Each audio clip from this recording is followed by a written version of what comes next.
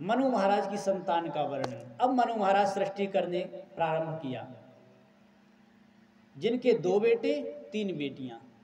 2 बेटे कौन कौन से? प्रियव्रत और उत्तानपाद। 3 बेटियां आकुति, देवहूति और प्रसूति। प्रियव्रत बड़े बेटे, जिनका आगे की कथा में 5वें स्कंद में कथा आती है। उत्तानपाद, जिनके बेटे ध्रुव, ये भी कथा आएगी आगे के क्रम में।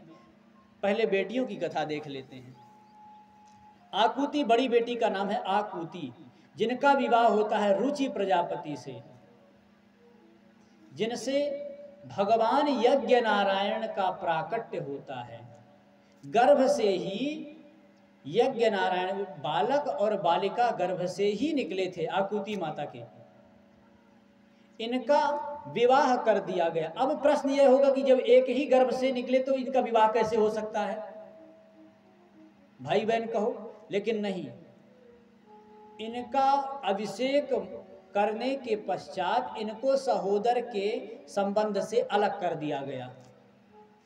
सह उदर से जन्म लेने के कारण सहोदर के संबंध से अलग कर दिया गया, फिर इनका विवाह कर दिया गया। इसलिए उस बालक का नाम क्या था? यज्ञ नारायण। बोलिए यज्ञ नारायण भगवान की।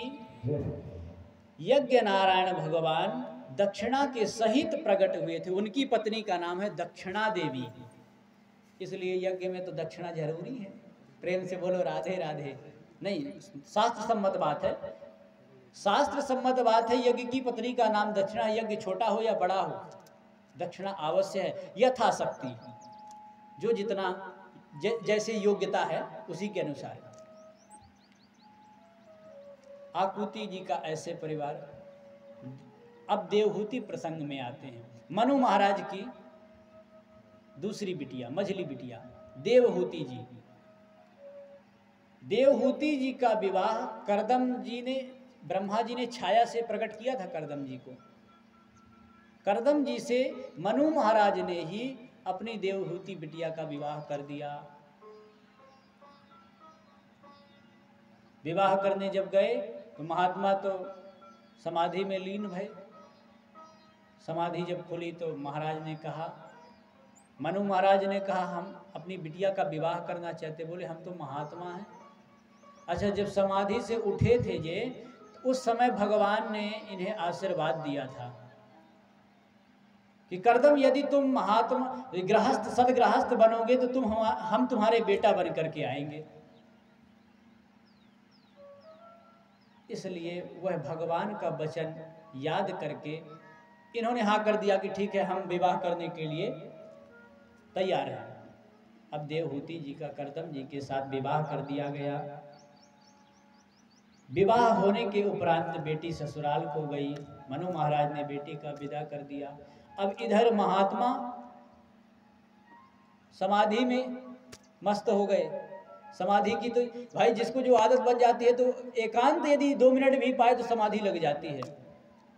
अब माता देवहूति अपने शरीर का ख्याल न रखते हुए अपने पतिव्रत धर्म का पालन करने लगी। सुंदर जो केस थे जटाओं में परिणित हो गए, सुंदर शरीर जो था मटमैला हो गया। सेवा में लगी हुई हैं। 10,000 वर्ष के बाद जब समाधि खुली करदम जी की, करदम जी महाराज बड़े प्रसन्न हुए। देवी, तुमने अभी तक हमारी सेवा में शुश्रूषया परमया परया च भक्त्या। अरे सभी इस संसार में जितने भी जिससे लोग प्रेम करते हैं, प्रेम करने का कारण ही यही है कि तुमसे हमें कुछ मिलेगा तो हम प्रेम करेंगे। लेकिन आपने अपने शरीर का भी परित्याग करके, अपनी शरीर की भी चिंता ना करते हुए हमारी सेवा करी। इसलिए हम आपकी सेवा शुश्रूषा से बहुत प्रसन्न हैं। आप मांगो, क्या मांगना चाहते हो? बोले प्रभु, अब क्या आपसे मांगना जांचना तो कुछ है नहीं, बस यही मांगना है कि यदि हम सदगृहस्थ बने हैं तो गृहस्थों की शोभा संतान से है। खूब बड़ा घर हो, खूब अमीर आदमी हो भैया, पर यदि दीपक ना हो महल में, संतान ना हो, वह गृहस्थ किस कार्य का, किस काम का, किसी काम का नहीं है। इसलिए अपन सदगृहस्थ बने हैं तो संतान जरूर होनी चाहिए। बोले ठीक है देवी। उसी समय संकल्प किया, तपोबल से एक विमान को प्रकट कर दिया, दिव्य विमान प्रकट हो गया, जिस विमान का नाम था कामग। क्या नाम था? कामग। इसका नाम कामग क्यों है? इसमें संसार की सभी सुख सुविधाएं हैं। कामना करो, जो भी कामना करोगे, जहां की कामना करोगे, मन में संकल्प करो हमें इधर जाना है, वो उड़कर वहीं पहुंच जाएगा। कामना अनुसार चलने वाला यह विमान है, इसलिए कामक विमान। आजकल हेलीकॉप्टरों को वैज्ञानिकों ने बनाया है, लेकिन हमारे महात्माओं ने तो पहले से बना के रखा है। प्रेम से बोलो राधे राधे।